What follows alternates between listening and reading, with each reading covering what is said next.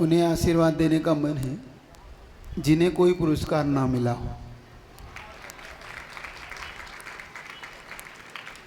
जिन्हें कोई पुरस्कार की कोई उम्मीद दूर दूर तक नहीं थी, क्योंकि उन्होंने प्रतियोगिता में कोई भाग लिया ही नहीं था।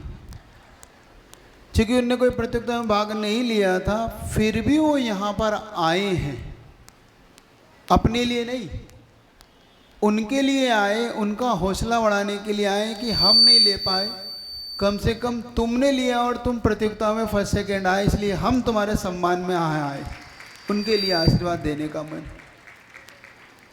और वो इसलिए भी है कि जब व्यक्ति किसी दूसरे के सम्मान में आता है, देखो कितनी बड़ी बात है, हमें कभी भी इस मौके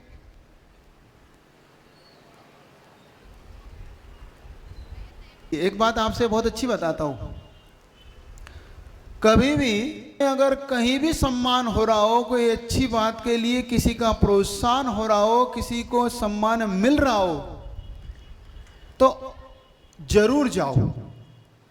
और अगर हमारा सम्मान हो रहा हो तो जाओ, चाहे मत जाओ, लेकिन दूसरे के सम्मान में जरूर जाओ। ये एक बात याद रखना। उसका कारण मैं दे रहा हूं, उसका हेतु आपको दे रहा हूं।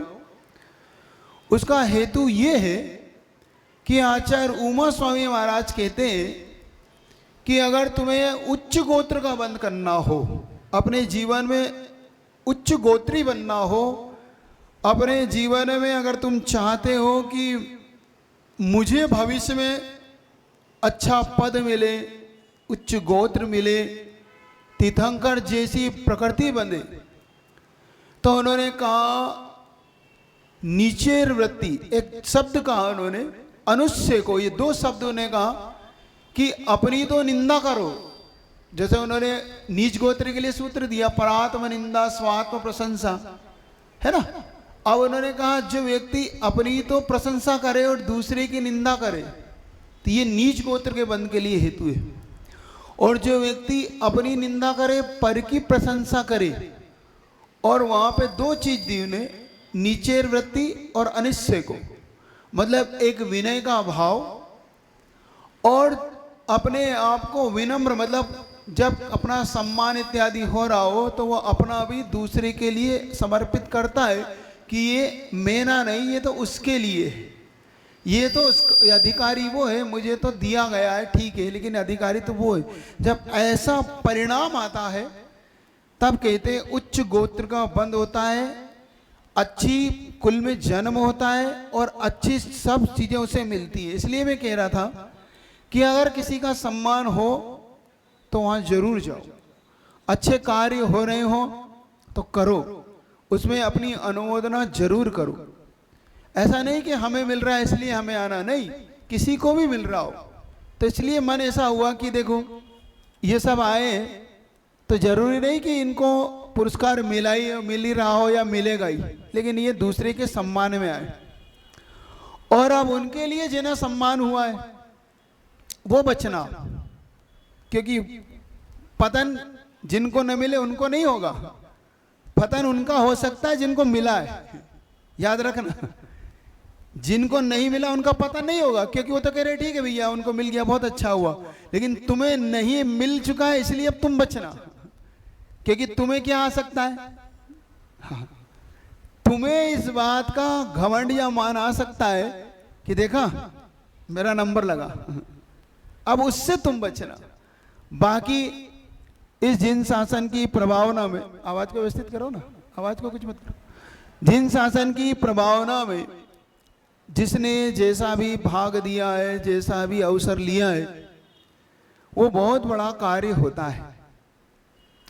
और मान लो जिन्होंने प्रतियोगिता में भाग लिया भी है, अब किसी कारण से उनका नंबर नहीं भी लगा मालूम, तो मन में कभी कभी खेद तो हो जाता है ना, कि इतनी मेहनत करी और मेहनत करने के बाद हमें नहीं पूछा गया या हमें सम्मान नहीं मिला। कुछ वो लोग भी होते हैं जिनके मन में ये भी भाव आता है कि हमने इतना सारा किया था और हमारा कहीं मंच में कहीं नाम नहीं लिया गया। होता है, आता है ना भाव, होता है, ये भी होता है। क्योंकि कभी कभी ये भाव अपने मन में आते, इन भावों से कभी कभी ऐसा मन में आने लगता है कि देखो ये सब करने के बाद भी, ये सब होने के बाद भी वो हमारा नाम भूल गए, भूल भी जाते हैं कभी कभी। पंचायत या कमेटी जो भी है वो लिखने में कहीं चूक गई या कहीं उसका नाम लेने में चूक गई तो सबसे ज्यादा उससे अखर जाती है। एक बहुत अच्छी बात बताता हूं उनके लिए, क्योंकि उनको मन में खेद नहीं आना चाहिए। एक बात की घटना आपको बताता हूं, आप अपनी बात से मुक्ति पा ले, पीछे महिला मंडल अपनी बात से मुक्ति पा ले, तो मेरी बात सुन ले अब शांति से। मैंने तुम्हारी नहीं सुनी, हम 1.5 घंटे 1 घंटे से बैठे, तुम्हारी बात में हमने कभी नहीं सुनी, सुनी ना पूरी, तो हमारी नहीं सुनोगे? हाँ, तो अब हमारी सुनो। अब कोई महिला अगर बात करती दिखी तो उसे मालूम है कि माइक उस तक पहुंच सकता है ना?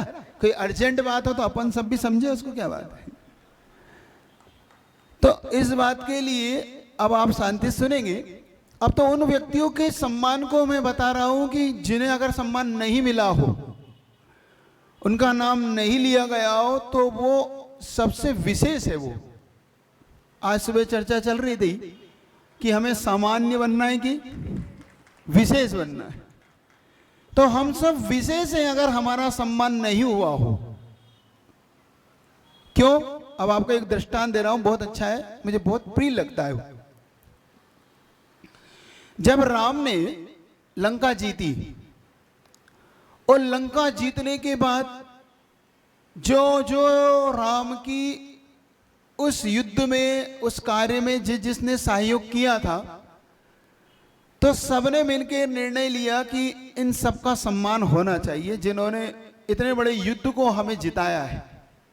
पूरा मंत्रिमंडल बैठा राम का, उन्होंने राम से निवेदन किया कि राम, आप स्वामी प्रभु, हमें उन सब का ध्यान रखना चाहिए जिनने हमारा इतना सम्मान, हमारे लिए इतनी मेहनत की, अपने प्राण बलिदान दे दिए, किसी ने अपने प्राण लगा दिए, किसी ने अपना पूरा जीवन खपा दिया। तो राम ने कहा हाँ, इसमें बिल्कुल ये होना ही चाहिए, ये कार्य तो होना ही चाहिए।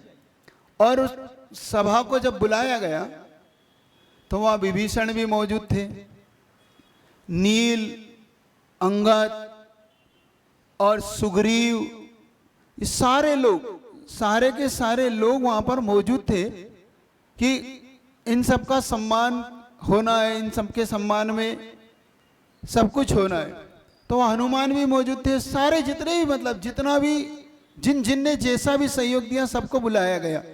और सबका सम्मान करने के लिए जब बुलाया गया तो सुग्रीव को, विभीषण को लंका दे दी गई, सम्मान के पूर्वक उसका सम्मान कर दिया गया। सुग्रीव को अपना राज्य देके उसका सम्मान किया गया, अंगद नील को अपना सम्मान दिया गया, सबको सम्मान दिया गया। एक व्यक्ति रह गया जिसने सबसे ज्यादा मेहनत की थी।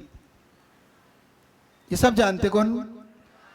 जिसने सबसे ज्यादा मेहनत की थी, उसे पता था कि मेरा सम्मान सबसे पहला होगा, लेकिन लास्ट तक उसका नाम नहीं आया, क्योंकि हनुमान सबसे पीछे बैठे थे। उनका भाई सबसे पहले तो मुझे ही बुलाया जाए क्योंकि सबसे मेहनत तो मेरी है। तो वो भाई बीच में उन्हें कहीं राम मेरे को भूलने गए हो, तो उन्होंने अपना चेहरा दिखाया, कि चेहरा दिखाना पड़ता ना कभी कभी कि भाई मैं हूं, तुम मुझे भूल रहे हो। तो वो फिर थोड़े से और आगे आके बैठे। राम ने देखा लेकिन कोई रिएक्शन नहीं आया राम के चेहरे पे। तो थोड़ा सा हनुमान और आगे खस के कि भाई अब देख ले मुझे, भाई अब देख ले कि मैं हूं, मैंने भी बहुत किया। अब वो आते आते राम के निकट ही आ गए कि भैया मैं हूं, मैंने इतना बड़ा काम किया, मैं लंका गया, लंका से तुम्हें सीता की खबर लाया, फिर तुम्हारे लिए मैंने लंका में आग लगा दी, बाद में मैं लक्ष्मण की जान बचाने के लिए मैं जड़ी बूटी लाया, मैंने सब कुछ किया, राम मुझे भूल कैसे सकते हैं? आश्चर्य। और सिर्फ हनुमान को आश्चर्य नहीं था, इस बात का आश्चर्य पूरी सभा को था कि राम की लिस्ट में हनुमान का नाम क्यों नहीं है? सबका नाम है, सबका नाम है। अब पूरी सभा अपना अपना सम्मान लेके चली गई।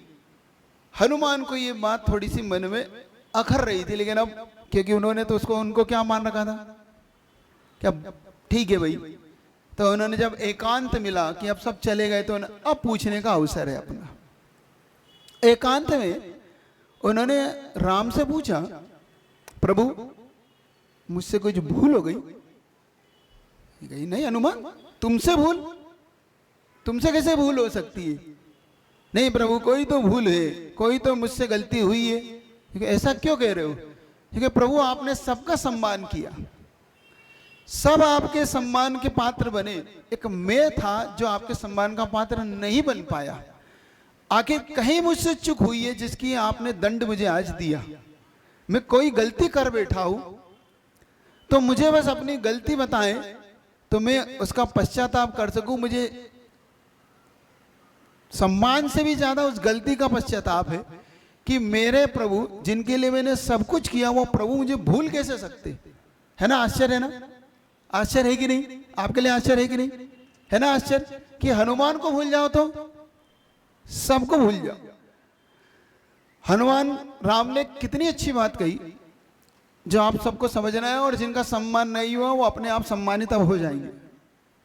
राम ने कहा, हनुमान मैंने जिन जिन का सम्मान किया, जिस जिस व्यक्ति का भी सम्मान किया, वो सम्मान उनके लिए उस कार्य के लिए था जो कार्य उन्होंने किया, लेकिन जो तुमने कार्य किया उसका सम्मान तो वो हो सकता है कि जब वैसा ही किया जाए तब तुम्हारा सम्मान हो सकता है, इसके बिना तुम्हारा सम्मान हो ही नहीं सकता। क्योंकि तुम उस सम्मान के लिए वो सम्मान में लाऊं कहां से? तुमने कार्य इतना बड़ा कर रखा है, तुमने कार्य के लिए इतना बड़ा अपना योगदान दे रखा है कि इन छोटे सम्मानों से तुम्हारा सम्मान नहीं हो सकता।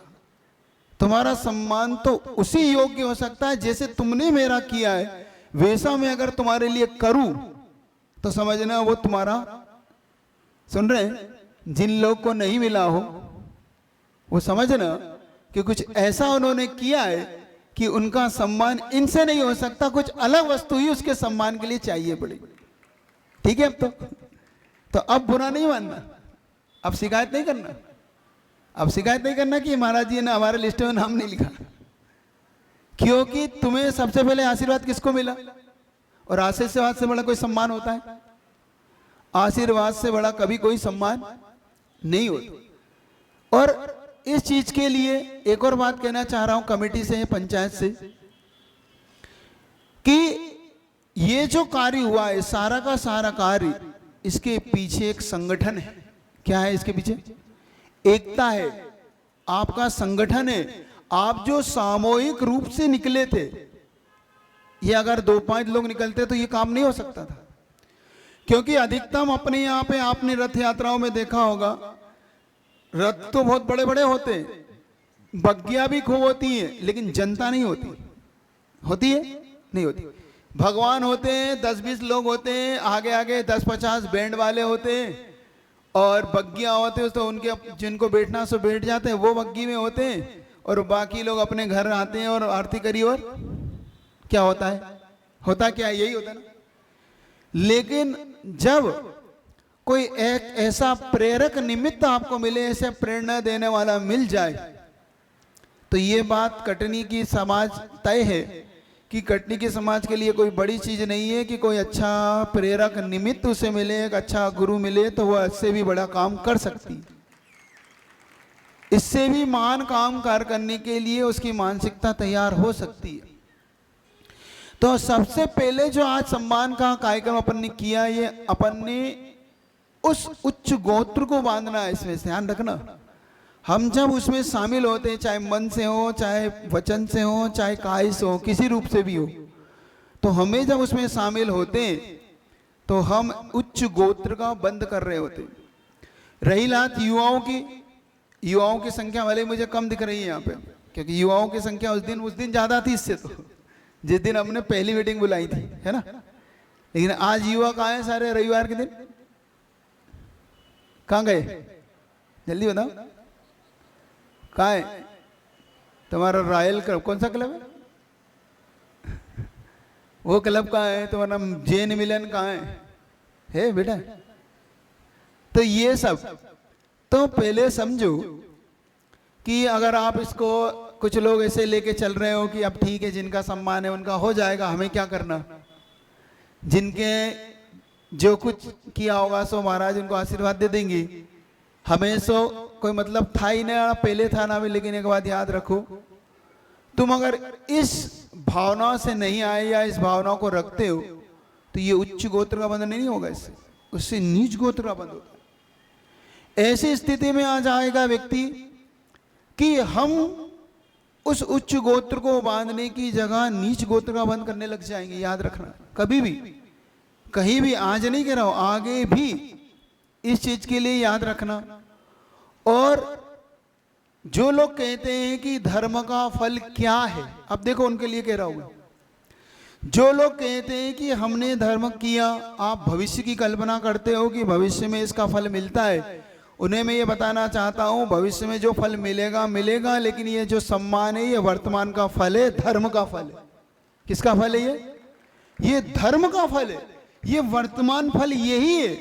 एक जो आनंद है, एक जो खुशी हमारे अंदर जो प्रकट होती है, ये उस धर्म कार्य के किए हुए का वर्तमान का फल है, जो हमें आनंद देता है, हमें खुशी देता है, हमें लोगों में पुरस्कृत करता है। और ये पुरस्कार आपके लिए नहीं है, ये पुरस्कार तो उस कार्य के लिए कि तुमने भगवान की भक्ति में ये करना सीखा है। सुन रहे हैं कि नहीं आप लोग? पुरस्कार वाले समझ रहे हैं? ये पुरस्कार तुम्हारे उसकी मेहनत का नहीं, तुमने भगवान की भक्ति की, ये उस चीज का पुरस्कार है आपको। तो मेरा आपसे इतना ही कहना है कि अगर ऐसे कार्य आगे भी आप करते रहे, समाज ऐसी मन बना ले, क्योंकि आने वाला अपना हर जो संगठन अगर हम नहीं हो पाए, अगर समाज संगठित नहीं हो पाई, तो ये सब चीजें आप धीरे धीरे खो दोगे। देख लेना, धीरे धीरे आपके हाथ से जितना भी समाज का जितना भी अस्तित्व है, क्योंकि हम अपना अस्तित्व अगर नष्ट नहीं करना चाहते, हम चाहते हैं कि समाज अपनी पहचान रखे। और एक युवाओं ने बहुत अच्छी सूचना सुबह दी जब मैं आहार करके आया, तो उन्होंने कहा कि महाराज जो आपकी भावना थी कि यहाँ पर भगवान महावीर का जो संदेश है जियो और जीने देखा, उसके उपलक्ष्य में हम एक नहीं दो नहीं चार चार प्याऊ खोल रहे हैं यहाँ पर। बहुत अच्छा लगा मुझे जब वो आए, उन्होंने कहा महाराज हम इस तरीके की पूरी हमने योजना बना ली है, और हम 4 जगह मुझे याद नहीं यार, उन्होंने बताई तो थी, 4 स्थान बताए थे कि वहाँ पर हमने ये योजना बना ली। मैंने एक टास्क महिला वर्ग को दिया था, जब महिला वर्ग आए थे, ध्यान है आपको क्या कहा था? आपने भुला दिया कि उस पर कुछ किया, उसमें भुला दिया कि उसको कुछ किया भी कि नहीं किया है? कुछ किया, उसकी सूचना नहीं दी आपने, या तो आपको सफलता नहीं मिली उस कार्य में, ऐसा लग रहा है मुझे, नहीं मिली। हाँ ये बात है, ये कहो ना कि हमें सफलता नहीं मिली, कोई बात, उसकी सफलता दिलाने की जिम्मेदारी मेरी, तुम मुझसे कहते तो कि आपका सफलता है। देखो मैं महिलाओं को बता रहा हूं, हमने इन्हें क्या कहा था, हमने इनसे ये कहा था कि आपको कुछ नहीं करना है, 2 या 3 दिन जितना भी प्रोग्राम हो, तो ये बात तय है कि जब प्रोग्राम होते हैं तो पूरी समाज एक जगह एकत्रित होती है, तो उसमें आपको एक ऐसा घड़ा कुंभ घुमाना है जिसमें व्यक्ति अपनी स्वेच्छा से उसके अंदर कुछ ना कुछ डाले, और उस धन का हमें ऐसा उपयोग करना है, क्योंकि हम हमेशा समाज सेवा में आपको पीछे माना जाता है। मैं बता रहा हूं आपको, जब हम बीनावाड़ा में थे उस समय 2010 में, पूज्य गुरुदेव उस समय गुरुदेव की छांव में थे हम लोग, तो पूज्य गुरुदेव को जब हमने वहां पर एक आरएसएस के व्यक्ति आए, उन्होंने गुरुदेव से कहा कि गुरुदेव बुरा मत मानना, दिगंबर जैन समाज पंचायत तो बड़े बड़े करती है, मंदिर बड़ा से बड़ा बनाती है, लेकिन गुरुदेव ये सेवा के क्षेत्र में बहुत पीछे है। स्पष्ट उन्होंने कहा, किसके क्षेत्र में? महाराज ये सेवा के क्षेत्र में दिगंबर जैन समाज को आपको थोड़ी सी आशीर्वाद और प्रेरणा दें तो ये समाज आगे आए। गरीबों की भावनाओं को, गरीबों के उसको समझे। तब गुरुदेव ने कहा था नहीं नहीं, प्रेरणा तो हम देते हैं और ये करती भी है, लेकिन हम लोग उस स्तर पे नहीं कर पाते जिस स्तर पे हमें करना चाहिए। सुन रहे हैं? तब मैंने आपको एक प्रेरणा दी थी और कोई बड़ी बड़ी चीज नहीं कही थी। देखो मैंने कितनी छोटी सी चीज कही थी, शायद आपने उस पर या तो बहुत ज्यादा ध्यान नहीं दिया। मैंने ये कहा था कि तुम उन गरीबों के लिए अपने परिवार से जो ऐसे कपड़े जो अच्छे हो, फटे नहीं, अच्छे हो, उन्हें तुम्हें धोकर प्रेस करके उन परिवारों के लिए जो बहुत गरीब है, जो तुम्हारे घर के आगे झाड़ू लगाते, जो तुम्हारे गंदगियां साफ करते, देखो ऐसे ऐसे भी बेचारे वर्ग है, उन्हें आप सिर्फ महावीर जयंती के दिन अगर दे दोगे तो सही बताओ उसके मन से अंदर से क्या भावना निकलेगी? उसके अंदर से ये भावना निकलेगी कि देखो ये महावीर भगवान के भक्त हैं और ये आज महावीर भगवान का जन्म हुआ और उन्होंने हमारा ध्यान रखा, आज महावीर के जन्म पे हमारा ध्यान रखा। तो ऐसे महावीर हर जन्म में जन्मे और मैं उनके काल में जन्मूं, क्योंकि महावीर का जन्म हुआ और मुझे कुछ मिला। क्योंकि जब आप किसी को कुछ देते तो उस धर्म की प्रभावना से आप जोड़ते। और रही बात उस धन की एकत्रित करने की, तो उसके लिए हमने कहा था कि अपन बैठ के कुछ भी उसके लिए एक प्रेरणादायक कार्य अपन यहीं कटनी में ही, कटनी के लोगों के लिए ही, किसी गरीब व्यक्ति के लिए ही, शायद वो जेल हो चाहे जेल हो, उसके लिए हम कुछ कर सकते। तो अभी भी कुछ नहीं बिगड़ा। क्या कह रहा हूं मैं? अभी भी कुछ नहीं बिगड़ा, क्योंकि अपन चाहेंगे तो ये महावीर का जन्म अगले साल तक मनाते रहेंगे, 2026-21, चिंता मत करो। जब हम सरकार से कह सकते हैं कि हमारा 26वां पूरा एक वर्ष बने, तो हम नहीं बना सकते। हम महावीर के स्वयं की जन्म, उनके कुल में जन्मने वाले हम लोग अपना महावीर का जन्म नहीं बना सकते। तो इस बात पे आप विचार करो महिला मंडल, फिर से कह रहा हूं, कोई अच्छे कार्य के लिए अपने आप को प्रेरित करो। क्योंकि अगर इस सेवा के क्षेत्र में हमने कुछ नहीं किया तो आप अन्य दर्शन वालों से कट जाओगे, आप अपना अस्तित्व खो दोगे। कुछ नहीं, आप अपने मंदिर तक सीमित रह जाओगे, आपको पहचान भी नहीं मिलेगी, आप अपनी पहचान खो दोगे कि आप किनके वंशज हो। आप अहिंसा के नाम पर, एक चीज बहुत अच्छी लगी, जब 13 तारीख को, सुन रहे हो कि नहीं आप लोग, 13 तारीख को जब यहां से दुकान बंद करने के लिए हमने कहा, तो आपकी समाज के डॉक्टर साहब, अब उनका नाम नहीं जानता, क्या नाम है? अखिलेश, आपका नाम अखिलेश है? हाँ, खड़े हो जाओ, ताली बजाओ इनके लिए। अब बता रहा हूं क्यों बजाओ। जब अखिलेश जी को मैंने, मतलब अखिलेश जी उठ के कहते हैं महाराज जी मैं प्रोफेसर डॉक्टर हूं, तो मेरे लिए क्या आदेश है? तो मैं क्या, नहीं, अगर आप डॉक्टर हो तो फिर आपके लिए तो भाई छूट है, क्योंकि डॉक्टर को हम नहीं कह सकते क्योंकि मरीज। तो उन्होंने जो चला के एक बात कही कि महाराज अगर ऐसी छूट मुझे मिली है तो मैं वादा करता हूं कि उस 14 तारीख के दिन में जितने मरीज देखूंगा एक पैसा न लूंगा। देखो ये कहलाती। उन्होंने कहा अगर महाराज मुझे ये छूट आपने दे दी है, क्योंकि मैं डॉक्टर हूं, डॉक्टर होने के नाते मेरे लिए बंद करना संभव नहीं है, क्योंकि कौन सा मरीज कब अर्जेंट आ जाएगा, किसके लिए मुझे क्या करना पड़ जाएगा, तो मैं बंद नहीं कर सकता। लेकिन इतना वादा आपसे कहता हूं कि उस दिन में अगर जो भी आएगा उसके लिए फ्री ऑफ चार्ज में एक भी पैसा नहीं लूंगा। मैंने कहा बहुत अच्छा है। देखो ये कहलाती सेवा, ये कहलाती सेवा।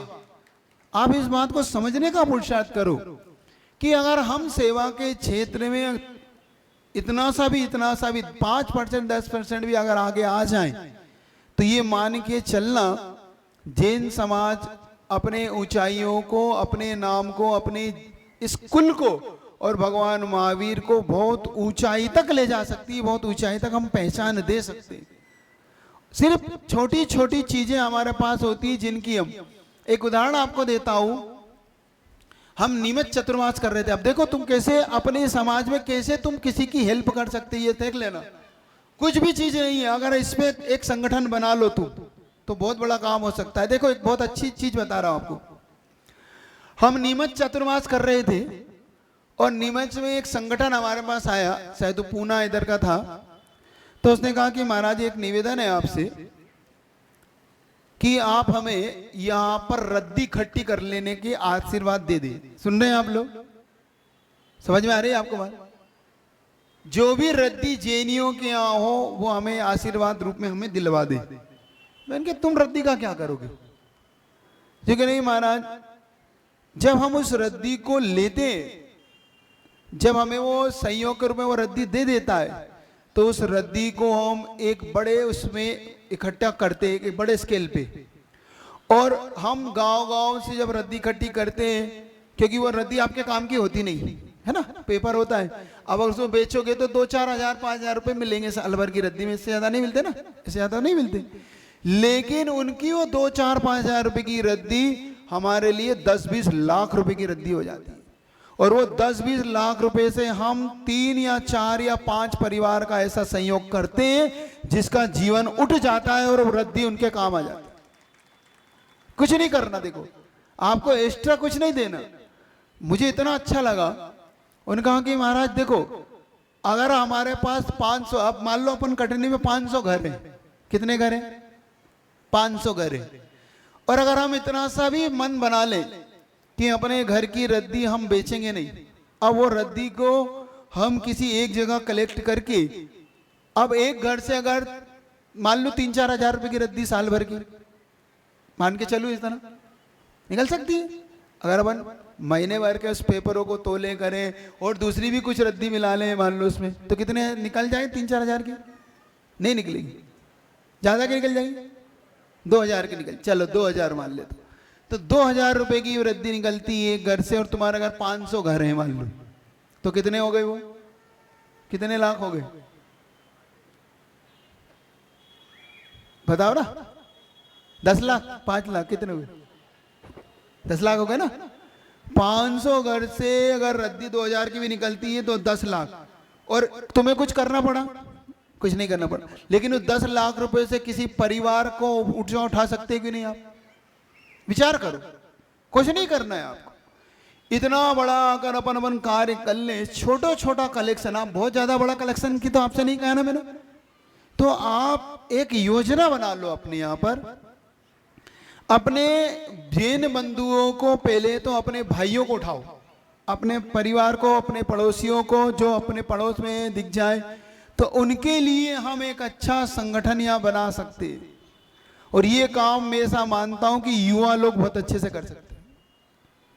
पंचायत प्लस युवा लोग मिलके कोई एक ऐसी योजना बना सकते हैं। आपके पास बहुत अच्छी चीजें हैं जो आप करते हैं। अब मान लो दिवाली पे जितना भी तुम्हारा क्या निकलता है, कबाड़, उस कबाड़ को बेच के तुम्हें कुछ नहीं मिलता है ना। अब महिलाएं उन कबाड़ों को बेच के या तो साड़ियां ले लेती हैं, कुछ बर्तन दे के, कुछ चम्मच ले लेती है, कुछ थालियां ले लेती है ना। वो एक कोई साड़ी दे के, कोई पैंट शर्ट दे के, कुछ कुछ दे के ले लेती है। लेकिन अब तुम्हें वो नहीं करना है। तुम मन बना लो कि हम इसका सदुपयोग करेंगे। कुछ नहीं करना, तुम्हें क्या करना है इसका? तुमने अगर ऐसे छोटे छोटे कार्यों को एक बड़ी योजना में अपन बदल सकते हैं, बड़ा कार्य आप कर सकते हैं। आपको बात समझ में आ रही कि नहीं आ रही? आपको बात समझ में आ रही? तो मेरा कहना मान के आप एक ऐसा संगठन तैयार करो, ऐसे आपस में कुछ छोटी छोटी बातों को, अब चाहे वो बालिका वर्ग हो, चाहे महिला वर्ग हो, चाहे युवा मंडल हो, चाहे बुजुर्ग मंडल हो, कोई भी हो, अपने अपने स्तर पे करना शुरू करो। ये छोटे छोटे स्केल से शुरू होगा। हो सकता है साल भर में तुम्हें बहुत छोटा सा है इसका हिस्सा है, लेकिन आगे जाके की बड़ी योजना ले सकता है। तो इतना ही कहना चाह रहा हूँ। प्रवचन का समय तो नहीं है, फिर भी आपके लिए अगर ये योजना समझ में आ जाए या कोई अपने स्तर पे कोई छोटा मोटा आप कार्य करो, तो जैन शासन की एक अच्छी प्रभावना अपन कर सकते हैं। अच्छी प्रभावना अपन करें, इसी भावना से बोले गुरुदेव विद्यासागर जी महाराज की।